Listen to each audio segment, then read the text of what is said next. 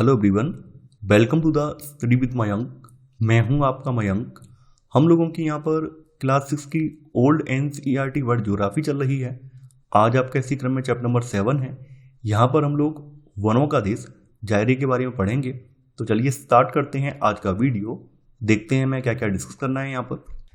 तो सबसे पहले हम जायरे देश के बारे में अफ्रीका के मैप पर इसे देख लेते हैं कि जायरे देश पड़ता कहाँ पर है। देखिए, मैं यहाँ पर इसका जो मैप है, इसके मैप के सारे लाइन ड्रॉ कर रहा हूँ। जैसा कि आप देख पा रहे हैं, तो ये जो देश आप देख पा रहे हैं, ये देश जो है इसे जायरे या फिर democratic Republic of Congo, Congo लोकतांत्रिक गणराज्य भी इसको कहा जाता है। तो यही जो है जायरे देश भी है। जैसे आपने पढ़ा होगा कि श्रीलंका का प्राचीन नाम सीलोन था, ठीक वैसे ही डेमोक्रेटिक रिपब्लिक ऑफ कांगो का पुराना नाम जायरे था। तो जायरे जो नाम लिया गया है, जायरे जो है स्थानीय अफ्रीकी भाषाओं में महान नदी शब्द का एक रूपांतर है। यानी यहाँ पर जो कॉन्गो रिवर बहती है, कॉन्गो रिवर को स्थानीय भाषा में जायरे भी कहा जाता है। और कॉन्गो रिवर के आधार पर इस देश का नाम पड़ा है। तो यहाँ का जो स्थानीय शब्द है जायरे, उसी के आधार पर यहाँ की नदी का नाम भी पड़ा है और यहाँ के देश का नाम भी पड़ा है। हालांकि बाद में इसका नाम परिवर्तित हो गया है। तो देश के वर्तमान नाम की तरह यह कांगो नदी को भी संदर्भित करता है। यानी जायरे नाम जो है न केवल देश के नाम को संदर्भित करता है, बल्कि कॉन्गो रिवर को भी संदर्भित करता है। हालांकि जायरे के विपरीत कॉन्गो नाम की जो उत्पत्ति हुई है वो औपनिवेशिक काल में हुई है। जिस समय यहाँ पर यूरोपीय लोगों ने अपने शासन स्थापित किए हैं, तो उस समय यूरोपीय लोगों ने नदी की पहचान कॉन्गो लोगों के साम्राज्य से की है, जो कि कॉन्गो नदी के मुहाने पर रहते थे। तो उस आधार पर इसका नाम पड़ा कॉन्गो। तो कॉन्गो यहाँ पर नदी का भी नाम है और उसी के नाम के आधार पर यहाँ पर देश का नाम भी लिया गया है। जायरे देश पर वर्षों तक बेल्जियम का शासन रहा है और सन 1960 में इसे स्वतंत्रता प्राप्त हुई है।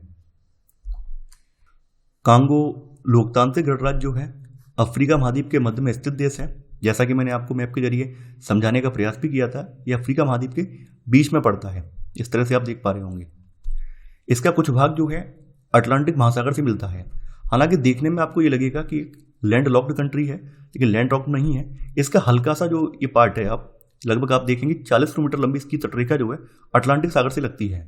तो कई बार अभ्यर्थी कंफ्यूज हो जाते हैं, उन्हें लगता है डेमोक्रेटिक रिपब्लिक ऑफ कांगो की कोई तटरेखा नहीं है। हालांकि तटरेखा है और लगभग 40 किलोमीटर लंबी इसकी तटरेखा भी है। क्षेत्रफल के लिहाज से अगर बात करें, तो क्षेत्रफल के लिहाज से यह देश जो है अफ्रीका महाद्वीप का दूसरा सबसे बड़ा देश है। पड़ोसी देश कांगो गणराज्य से भिन्नता के लिए देखिए, इसके बगल में इसका पड़ोसी देश पश्चिम में कांगो है। ये केवल कांगो है और जिसकी आप बात कर रहे हैं, जिसे आप पढ़ रहे हैं, वो कांगो लोकतांत्रिक गणराज्य है। तो इनमें आपको अंतर रखना है। हम यहाँ पे कांगो को नहीं पढ़ रहे हैं, बल्कि डेमोक्रेटिक रिपब्लिक ऑफ कांगो को पढ़ रहे हैं। तो पड़ोसी देश कांगो गणराज्य से भिन्नता के लिए इस देश को अक्सर DR कांगो, DRC या फिर राजधानी किंशासा के नाम पर कांगो किंशासा के नाम से भी इसे पुकारा जाता है। ये बात आपको ध्यान रखनी है। देखिए, फिर से मैंने स्पष्ट कर दिया है, आप मैप पर इसे देख पा रहे हैं। ये आपका डेमोक्रेटिक रिपब्लिक ऑफ कांगो है। इसके इर्द गिर्द जो कंट्री हैं वो भी आप एक बार देख लीजिए।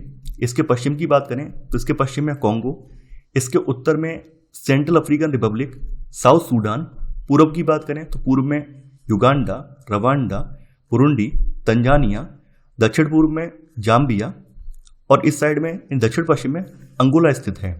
तो जैसा कि आप देख पा रहे हैं इसकी अवस्थिति, और साइड में हल्की सी यहाँ पर आप देखेंगे तटरेखा भी है, जो कि अटलांटिक सागर से लगती है। अब यहाँ की भूमि और जलवायु की बात कर लेते हैं कि यहाँ पर भूमि कैसी है, जलवायु कैसी है। देखिए, जायरे का अधिकतर भाग जो है जायरे नदी की द्रोणी में पड़ता है और इसी नदी के नाम पर देश का नाम भी पड़ा है। जैसा कि बात आपको स्पष्ट हो गई होगी। जायरे नदी की द्रोणी एक विशाल तस्तरी नुमा निचला भूमि प्रदेश है। यानी इसकी जो द्रोणी है एक विशाल तस्तरी नुमा, जैसे आप तस्तरी का मतलब होता है प्लेट नुमा, एक निचला भूमि प्रदेश है। और इसके चारों ओर तस्तरी के किनारों की भांति अपेक्षाकृत ऊंचे पठार पाए जाते हैं। तो यहाँ पर बताया गया जिसके चारों ओर ऊंचा पठारी प्रदेश है। जायरे जो है संसार की सबसे बड़ी नदियों में से एक है, लेकिन इसका कुछ ही भाग जो है नाव के चलने के लिए उपयुक्त है, क्योंकि यहाँ पे पठार होने की वजह से जो जायरे नदी है उस पर बहुत ज़्यादा जलप्रपात हैं। इसी वजह से जायरे नदी का कुछ भाग ही जो है ऐसा है जिस पर नाव चलाई जा सकती है। जायरे की जलवायु की बात करें तो जायरे विषुवतीय प्रदेश में स्थित है। देखिए, यहाँ से ऐसे करके ये आपका विषुवत या इक्वेटर लाइन अफ्रीका से जा रही है। तो जायरे के उत्तर में जो है इक्वेटर लाइन जा रही है। इक्वेटर लाइन के आसपास की जलवायु कैसी होगी? इक्वेटर लाइन के आसपास की जलवायु जो होगी विषुवतीय जलवायु होगी, जहाँ पर वर्ष भर उच्च तापमान रहता है और अधिकांश समय में वर्षा होती है। यानी जायरे विस्वती प्रदेश में स्थित है, इसलिए यहाँ वर्ष भर ऊंचा तापमान रहता है और भारी वर्षा होती है। तो परिणाम स्वरूप यह देश जो है उष्णकटिबंधीय वर्षा वनों या सदाबहार वनों से ढका हुआ है। ये यहाँ की खास बात है। और सदाबहार वनों के बारे में आप लोग पढ़ चुके होंगे। सदाबहार वनों के जो वृक्ष होते हैं काफ़ी सघन होते हैं, काफ़ी लंबे होते हैं। सदाबहार वनों में सूर्य का प्रकाश जो है सदाबहार वनों के धरातल तक नहीं पहुंच पाता है, क्योंकि वनों की सघनता इतनी ज़्यादा होती है कि यहाँ पर दिन में भी अंधेरा लगता है। तो यहाँ पे वही बोला गया है कि यहाँ के वनों से गुजरना बहुत कठिन है, केवल नदियों के मार्गों के जरिए यहाँ के वनों में जाया जा सकता है। इन वर्षा वनों के दोनों ओर सवाना की जो घास भूमियाँ हैं वो फैली हुई हैं। यानी वर्षा वनों के दोनों ओर इस साइड में और इस साइड में जो सवाना की घास भूमियाँ हैं वो फैली हुई हैं। प्राकृतिक साधन और उनका उपयोग। देखिए, जायरे जो है अनेक प्राकृतिक साधनों में संपन्न है, जैसे वन, वन्य प्राणी, मिट्टी, खनिज और जल शक्ति। इनमें जायरे जो है संपन्न है। कृषि और खानों से खनिजों का निकालना यहाँ के लोगों का प्रमुख व्यवसाय है। अब बात करते हैं वनों की। तो देखिए, देश का बहुत बड़ा भाग जो है विषुवतीय या उष्णकटिबंधीय वर्षा वनों से ढका हुआ है। यद्यपि इन वनों में कठोर लकड़ी के संसार के सबसे बड़े भंडार मौजूद हैं, लेकिन फिर भी जायरे में इन वनों का उपयोग अभी तक अधिक नहीं हो पाया है। जैसा कि हमने बताया था कि ये जो विषुवतीय या उष्णकटिबंधीय वर्षा वन है ये काफ़ी ज़्यादा सघन है, तो इनमें केवल प्रवेश नदियों के मार्गों के द्वारा ही किया जा सकता है। तो इस वजह से यहाँ के संसाधनों का अधिक दोहन नहीं हो पाया है। अब वन्य प्राणियों की बात करते हैं। तो देखिए, जायरे में जो है वन्य प्राणियों की बहुत ज़्यादा विविधता है, क्योंकि अभी हमने पढ़ा था कि जो विषुवत है वो जायरे से उगड़ जाता है। इसी वजह से यहाँ पर उष्णकटिबंधीय वर्षा वन पाए जाते हैं।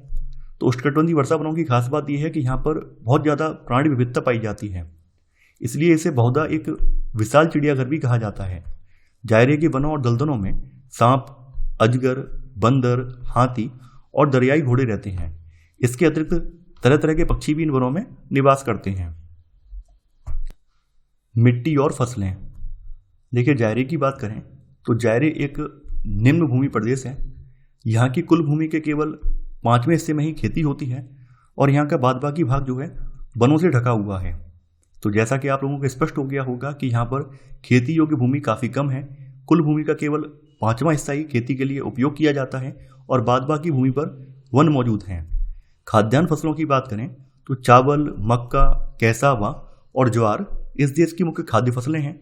चावल जो है जायरे के उत्तरी और उत्तर पूर्वी भागों में उगाया जाता है और दक्षिण में कसाई प्रांत जो है वहाँ पर चावल की खेती की जाती है। मक्का जो है सवाना प्रदेश की मुख्य फसल है। देखिए, आप में से कुछ बच्चों ने कैसावा के बारे में पिछली बार पूछा था। तो कैसावा जो है एक प्रकार का कंद है। कंद का मतलब होता है जड़, और कैसावा का पौधा लगभग 1.5 मीटर तक बढ़ता है। और कैसावा का जो कंद होता है यानी जड़ जो होती है, इसको सुखाकर उसका आटा बना लिया जाता है और बाद में उसको उपयोग किया जाता है।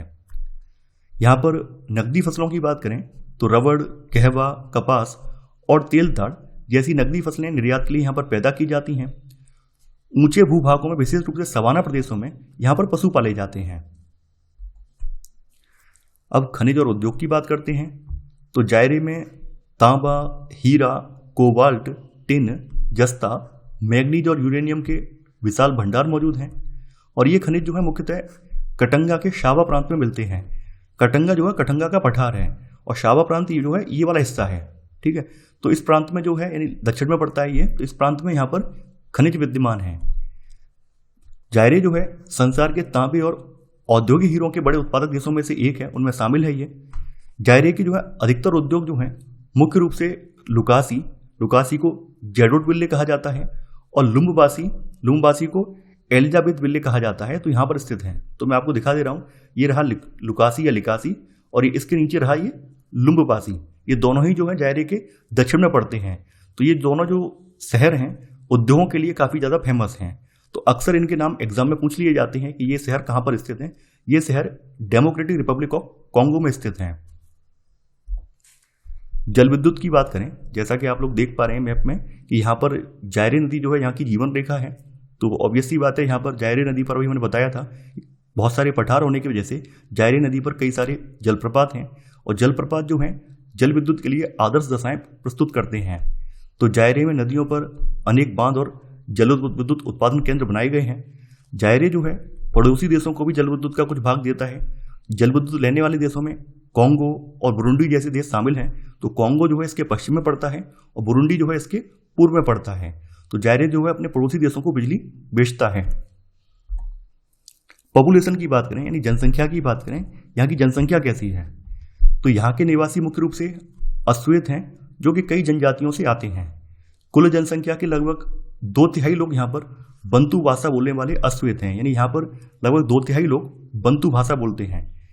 अभी वर्तमान में जायरे की कुल जनसंख्या की बात की जाए तो 2022 के आंकड़ों के अकॉर्डिंग जायरे की जो कुल जनसंख्या है 9,90,00,000 है। देखिए जायरे के जो अधिकतर लोग हैं वो गांव में रहते हैं। हालांकि यहाँ पर शहरीकरण जो है उसमें विस्तार हो रहा है, लेकिन अभी भी यहाँ की अधिकांश जनसंख्या जो है ग्रामीण परिवेश में ही निवास करती है। किन्शासा जो आप देख पा रहे हैं मैप में, यहाँ पर किन्शासा जो है जायरे की राजधानी है और सबसे बड़ा नगर भी है। लुम्बुबासी जिसको एलिजाबेथ विले कहते हैं, अभी मैंने आपको दिखाया था, ये आपका लुम्बुबासी है। और ऊपर किशनगनी, देखिए किशनगनी उत्तर में पड़ता है, लुम्बुबासी जो है दक्षिण में पड़ता है। तो ये यहाँ के प्रमुख नगर हैं। जायरे नदी पर स्थित मताडी जो है देश का प्रमुख बंदरगाह है, यानी जो जायरे नदी जा रही है इस पर मताडी बंदरगाह यहाँ पर स्थित है। तो मताडी जो है देश का प्रमुख बंदरगाह है। तो ये था हमारा आज का वीडियो। आई होप आपको आज का वीडियो पसंद आया होगा। आप लोग इस वीडियो को लाइक और शेयर करना बिल्कुल मत भूलिए। तो चलिए आज की बस इतना ही। Thanks for watching. जय हिंद।